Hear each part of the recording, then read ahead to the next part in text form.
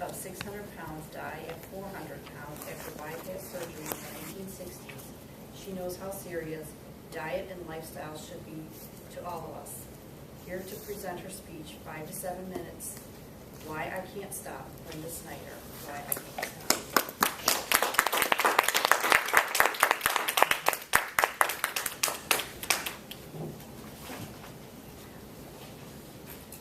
Why can't I stop? Why can't I stop eating? I think about food all the time, except in Toastmasters, because there isn't any here. I think about what I'm going to eat tomorrow and what I had for Thanksgiving. I hide food when I'm eating it from my husband so that he won't know how much I've eaten. I know who had the last piece of pie at Thanksgiving and the last piece of pumpkin roll, and they're not on my good side. I can't stop. I started reading a book by David Kessler. I bought this about 2 years ago and started reading it this summer as the weight started to come back on. And I realized that I'd had this book in my house for 2 years and had picked it up several times and never noticed that there was carrots on it. All I ever saw was carrot cake. Now, David Kessler talks about what causes us to overeat, what the food industry does to make us overeat even more, and what we can do to control that. And this seems like a good time of year to talk about it, and a good time of year for me to remind myself so that I don't have to find any more of those 50 pounds that I lost. The first problem is visual cues. You know, I'm on the seafood diet. When I see food, I want to eat it. That candy dish in my boss's office, or the bag of chips that I find in the cupboard. I may not eat them right then, but they'll call to me for a long time.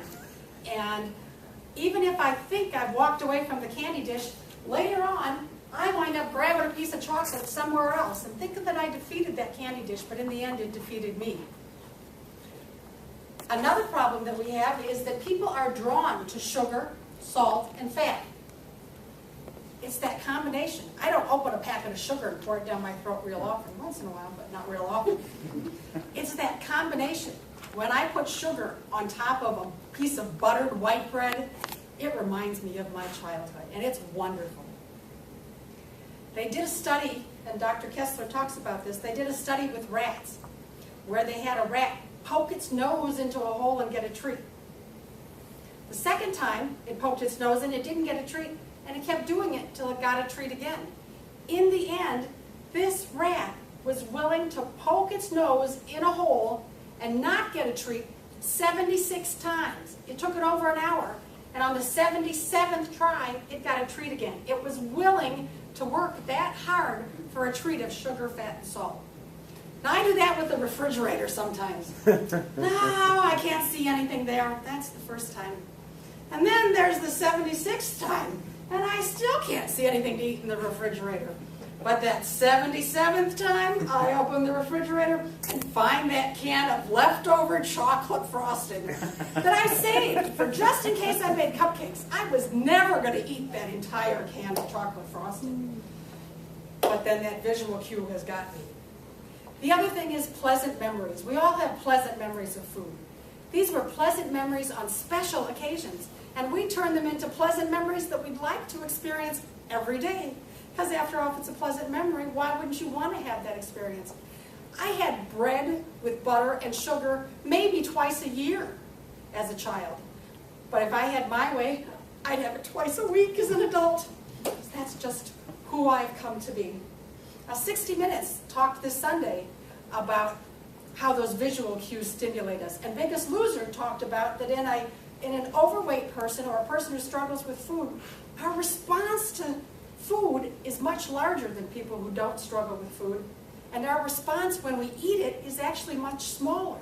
So we've got to eat more to get the same amount of stimulation that people who don't struggle with food.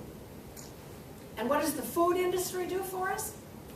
They make food that looks good, it smells good, it's got the right texture, it's got the right taste, it's got the right aftertaste.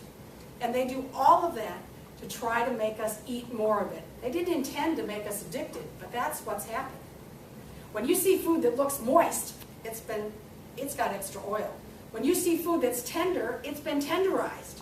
When you see food that's got 5 or 6 different subtle flavors, those are 5 or 6 different chemicals. Somebody didn't add in all those spices. That's what they do to get us. And 60 Minutes also talked about the idea of natural flavor.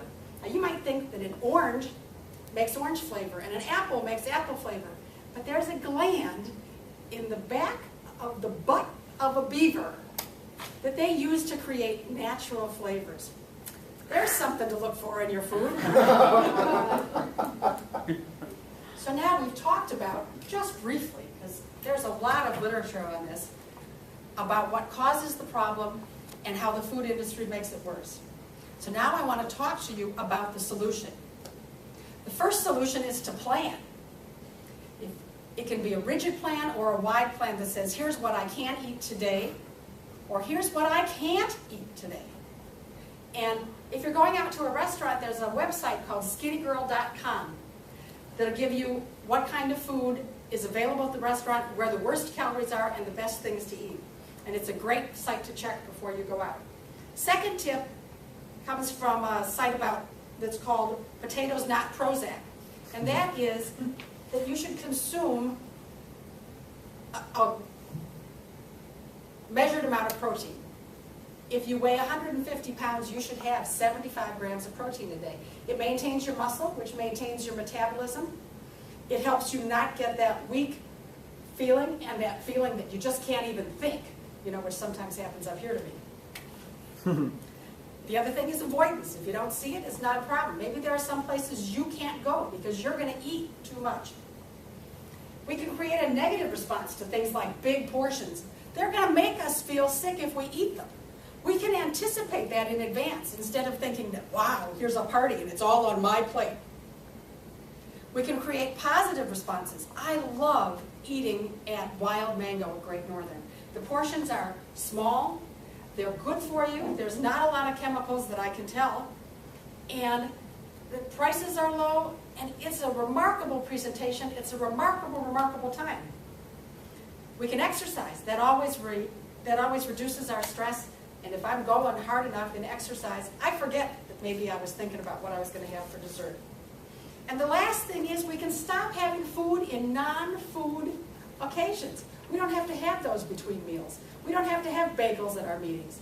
We can enjoy friendships without having to eat with our friends all the time. So I've told you what I do and what I hope to do more of over the holidays. And I hope that I can say I can stop.